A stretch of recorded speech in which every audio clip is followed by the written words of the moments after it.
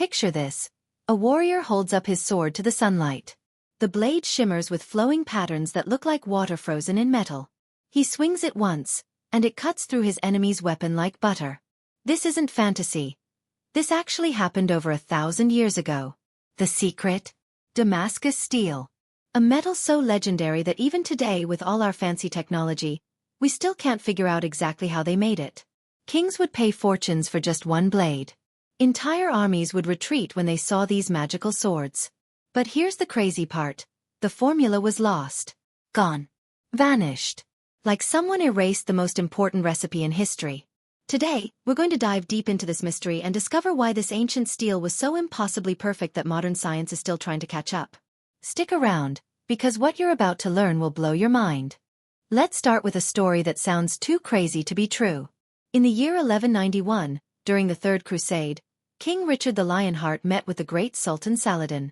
Now, Richard was proud of his European sword. Thick, heavy, built like a tank. He bragged about how it could chop through anything. Saladin just smiled. He took out his Damascus blade, thin, elegant, covered in those mesmerizing wavy patterns. First, he dropped a silk scarf onto the blade. The fabric didn't just touch the metal. It got sliced in half just from falling onto the edge. Then, to show off even more, he chopped Richard's sword clean in two. Richard's jaw dropped. His indestructible sword was now in pieces. But this wasn't magic. This was science. Damascus steel was so sharp it could cut through almost anything, yet so flexible it wouldn't break. It was like having a sword made of liquid lightning. The secret was in the steel itself. You see, regular steel back then was pretty basic. Blacksmiths would heat up iron, hammer it, and hope for the best. Sometimes it worked, sometimes it didn't. But Damascus steel? That was on a completely different level. The raw material came from a special place, India. They had these steel ingots called wootz steel. Think of wootz like the world's best cookie dough, and Damascus steel like the most amazing cookies you could ever bake from it. But here's the thing. You needed to know the exact recipe. The steel had tiny amounts of carbon mixed in just right. Too little carbon and your sword would be soft like butter. Too much and it would shatter like glass. But get it perfect, and you'd have a blade that could bend without breaking and stay sharp for decades. What made Damascus steel really special wasn't just how strong it was. It was those beautiful patterns.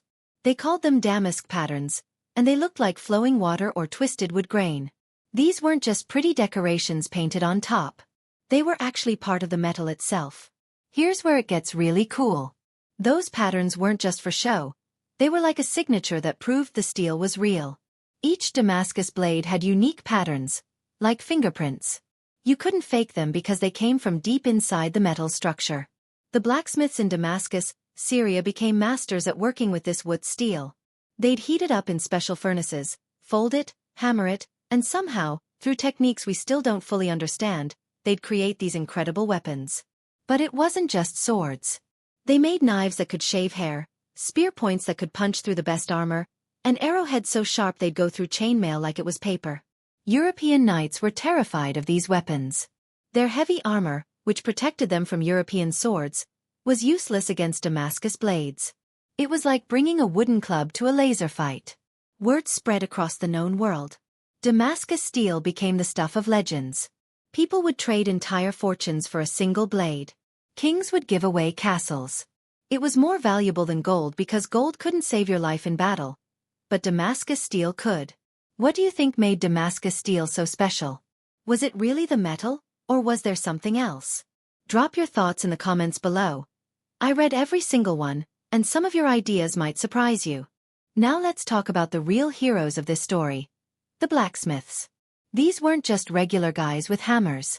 They were like ancient scientists, artists, and magicians all rolled into one. The best Damascus steel came from a handful of workshops, and getting into one was harder than becoming a knight. These craftsmen guarded their secrets more carefully than kings guarded their treasures. Why? Because knowing how to make Damascus steel was like having a money printing machine. But here's what's really fascinating. They didn't just make the steel, they had to understand it. Every piece of wood steel was different. It was like being a chef who had to create a perfect meal, but every ingredient changed depending on the weather, the season, and where it came from. The master craftsman could look at a piece of raw wootz and somehow know exactly how to work with it. They'd examine the color, test the weight, even smell it. Yeah, you heard that right, they could smell good steel. It's like how a baker can smell when bread is perfectly done. The forging process was incredible to watch. First, they'd heat the steel in furnaces that burned at exactly the right temperature. Too hot and the steel would be ruined. Too cold and it wouldn't work properly. They didn't have thermometers back then, so they had to judge the temperature by the color of the flames and the steel itself. Then came the real magic, the folding and hammering. They'd heat the steel, hammer it flat, fold it over, and hammer it again. Over and over and over. Sometimes hundreds of times. Each fold would create more layers, like making the most complex sandwich in the world. But here's the crazy part. They weren't just randomly hammering. Every strike had a purpose. They'd rotate the steel, change the angle, adjust the force. It was like a dance that took years to learn and a lifetime to master. Some craftsmen had special techniques that only they knew. One master might add certain materials to the furnace. Another might have a secret way of cooling the steel. Some even claimed that the phases of the moon affected how the steel turned out. The cooling process was just as important as the heating. They couldn't just dump the hot steel in water and call it done. They had special mixtures, sometimes water with salt, sometimes oil, sometimes even urine. I know that sounds gross, but the ammonia in urine actually helped with the cooling process. The really skilled craftsmen could control how fast different parts of the blade cooled. The edge needed to be super hard for sharpness, but the spine needed to be more flexible so the sword wouldn't break. It was like creating a blade with multiple personalities. And those beautiful patterns? They came from tiny crystals inside the steel organizing themselves in special ways. The master craftsmen learned how to encourage these crystals to form the patterns they wanted. It was like convincing millions of tiny pieces to dance together in perfect harmony. Some of the most famous craftsmen became celebrities in their time. People would travel for months just to commission a blade. Kings would send ambassadors with bags of gold, begging for just one sword. But these masters were secretive. They'd only teach their sons or their most trusted apprentices. The knowledge was passed down like a family recipe, but way more valuable. Entire family lines became famous for their steel. The apprenticeship to become a Damascus steel master took decades. First, you'd spend years just learning to maintain the fires. Then you'd graduate to preparing the materials. Only after proving yourself for many years would you be allowed to actually work the steel. Many apprentices never made it. The work was dangerous. Furnaces could explode, hot metal could cause terrible burns, and toxic fumes could make you sick. But for those who succeeded, they became some of the most respected and wealthy people in their society. What's really amazing is that some of these techniques were so advanced that we're only now beginning to understand the science behind them. These ancient craftsmen were doing things with metal that we thought were impossible until we invented electron microscopes. Have you ever tried learning a really difficult skill that took years to master? What do you think it would be like to spend your whole life perfecting one craft? Share your thoughts below. Okay, now we're getting to the really cool stuff. Let's talk about what made Damascus steel so special from a science perspective. Don't worry, I'm going to explain this like you're 5, but trust me, this is mind-blowing stuff. First, let's understand what steel actually is. Steel is basically iron with a little bit of carbon mixed in. Think of iron like a bunch of people standing around randomly. When you add just the right amount of carbon, it's like giving those people instructions on how to organize themselves into the perfect team. Regular steel back in ancient times was pretty hit or miss. Sometimes you'd get good steel, sometimes you'd get junk. It was like playing the lottery every time you tried to make a sword. But Damascus steel was different. The wootz steel from India had something special. It had just the right amount of carbon, plus tiny amounts of other elements like vanadium and molybdenum. These weren't added on purpose. They were just naturally in the iron or from certain mines in India. Here's where it gets really interesting. When the Damascus craftsmen heated and cooled this steel in their special way, something amazing happened at the microscopic level. The carbon and other elements formed tiny structures called carbides. These carbides were arranged in patterns that made the steel incredibly strong and flexible at the same time. Imagine you're building with Lego blocks. Normal steel is like building with all the same sized blocks. It works, but it's not very interesting. Damascus steel was like having blocks of different sizes that fit together in complex, beautiful patterns that made the whole structure much stronger. Those famous wavy patterns weren't just pretty. They were actually showing us what was happening inside the metal. The patterns revealed where different types of crystals had formed. It was like the steel was showing off its internal structure. Scientists today use powerful microscopes to study Damascus steel, and they're still amazed by what they find. The steel has structures so small you'd need to magnify them thousands of times to see them clearly. These tiny structures work together to give the steel its incredible properties. But here's the really crazy part. The ancient craftsmen somehow figured out how to control these microscopic structures without being able to see them. It's like being able to paint a perfect picture while blindfolded. They did it through pure skill, experience, and probably a lot of trial and error. The heating and cooling process was crucial. When steel gets hot, the atoms inside start moving around more. They can rearrange themselves into different patterns. The craftsmen learned exactly how to heat the steel, how long to keep it hot, and how to cool it down to get the patterns they wanted. The folding and hammering wasn't just about shaping the steel. It was about controlling how the carbon and other elements were distributed throughout the metal. Each fold would spread these elements more evenly and create more complex internal structures. Modern scientists have tried to recreate Damascus steel using all our fancy equipment, and while they've come close, they still can't quite match what those ancient craftsmen achieved. It's like trying to recreate your grandmother's cookies using the exact same ingredients. Somehow, it's just not quite the same. One theory is that the ancient craftsmen were accidentally creating carbon nanotubes, structures so advanced that we only discovered them in the 1990s. These nanotubes might have been what gave Damascus steel its incredible strength and sharpness. Another fascinating aspect is how the steel could be both hard and flexible. Usually, making steel harder makes it more brittle, like glass. But Damascus steel somehow managed to be incredibly hard at the cutting edge while staying flexible in the body of the blade.